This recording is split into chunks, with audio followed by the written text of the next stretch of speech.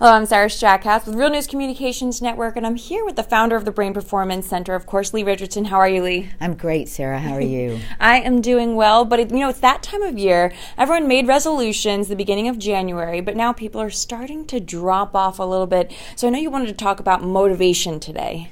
Well, I do, because a lot of my clients come in and they're like, I just can't get motivated. I can't get it going. And so we'll start off and I'll say, well, what does motivation mean to you? Because to me, motivation means a willingness to do something, which is different from the willpower. I'm just hoping the willpower flies down and dusts me.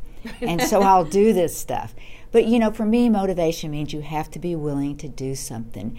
And there's a little bit of ambition. It's a choice that you're going to make to pursue something. You can define it a lot of different ways.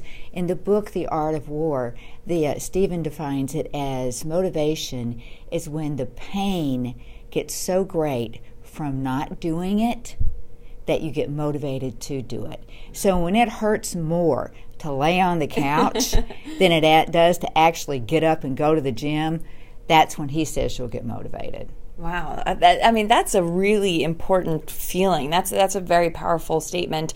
Is it similar to hope at all? Because I know a lot of people kind of put the two words together. Well, I think hope, there is a part of that, but hope is more where you get that optimistic feeling from. For me, motivation really, I almost have to be able to close my eyes and visualize it. I have to be kind of able to feel it.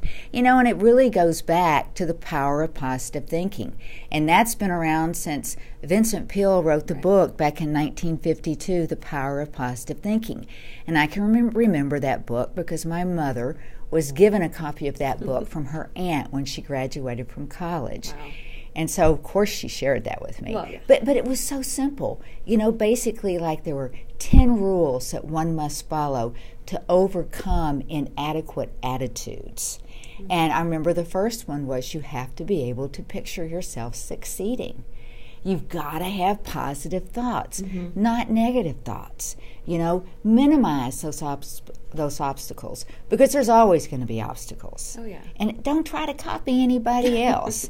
Do it your way, and that means you have to have a sense of strong self-respect. Yeah. And then the other ones really were more about leaning in, practicing your faith. And I don't care if it's God or Buddha or Allah. I think we all need to understand that the power that we have comes from a higher being. Yeah, absolutely. And the way you're kind of talking about it is so inspiring. So if people are watching this, maybe they're feeling the energy, they're excited, they go and work out today. But is it easy to keep that motivation tomorrow, the next day forward? Well, we all know it's not. Right. And there's a strategy, and I do believe in this strategy, in that you need to schedule your motivation. If you put it in your schedule and you put it on your calendar, that gives those goals a place and a time to live. Yep. And, research shows so much support that if you schedule it, your follow-through is so much higher. And if you're going to bring motivation into your life on a daily basis, you need to bring it into your lifestyle. And that really starts with making it a routine. Yep. Make it a routine, make it a ritual. I think 80% of the people, the hardest thing for them is getting started. Yeah. What do I do?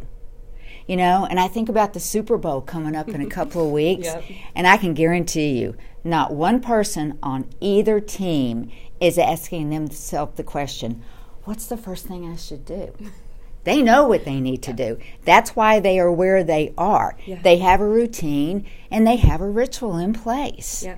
It's funny, I just bought an app where I can actually schedule out all my classes ahead of time, and it's money each time. So if I don't go, not only am I wasting money, I can't get that back, but I'm also, my credits are all gone. So that scheduling that you're talking about, it works. It's the only thing that gets me up in the morning to get there. That's something that I think that you can use to get yourself started, at least. And I know that there are so many podcasts, YouTube videos, kind of everything that is inspiring. What are some of the best ones that you think people might want to hear about? Well, I think that, and if anybody out there has a good one, please share it with us. Tim Ferriss is rated the #1. He's been downloaded, his podcasts have been downloaded over 300 million times. For the last 3 years in a row, I think he was voted the best podcast by Apple. So he's got to have something going, and there's TED Talks, but there's also TED Radio, and that's put on by TED and NPR.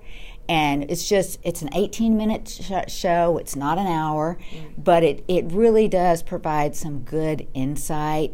And for those of us like myself sometimes that need a little more hope, there's some mastery sessions. And there's tons of them out there. I can't tell you how many times I've watched a YouTube video and gotten excited. Yeah. Well, and, it's funny you're talking about podcasts, but you have a podcast about kind of everything that goes on in that brain. She talks about anything from anxiety to depression, ADHD, pretty much everything that you do with the Brain Performance Center as well. Tell us a little bit about your podcast. Well, those podcasts cover a number of different things. And, I think watching those podcasts will help you understand what stops motivation from occurring in people. Right. Why can't I get my motivation going on? And a lot of times, there is some anxiety that stands in your way. And I think anxiety stems from fear. And, people say, oh, I'm not afraid. Yes, you are. We were taught to be afraid. I raised my kids to be afraid. If a stranger pulls up, offers you candy to get in that car, don't you do it. You should be afraid. You should run. You should scream. Don't do it. So fear is part of who we are. Yeah. And, I think that if we need to be able to embrace it and lean into it, that way we conquer it. And, Nelson Mandela had a great saying about fear. The brave man is not the one that does not feel the fear, but the one who conquers it. So I think that stops people, and that ties into anxiety. I think, another thing that stops us is that we want to please everybody else. I'm working with a client right now, and she is a fantastic mom and wife, and she is so busy taking care of everybody else that she doesn't take care of herself. Right. And I said, well, have you thought about making some time for you and every day? And she said, well, don't you think that would be selfish? No.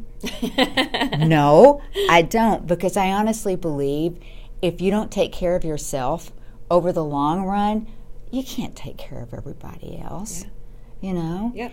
And for some of us, we get stuck in the past. Oh, last year was such a great year. I remember how happy Johnny was doing so great in school, and if we keep looking to the past, that's going to hold us back, and that's going to stop us from being able to move forward and get motivated and move forward with our life. Yeah. Absolutely. Powerful words. Well, Leigh, if people want to get in touch with you, I know you give out the first free consultation just to kind of talk with you and connect with you and find out some information. If they want to get in contact, what's the best way?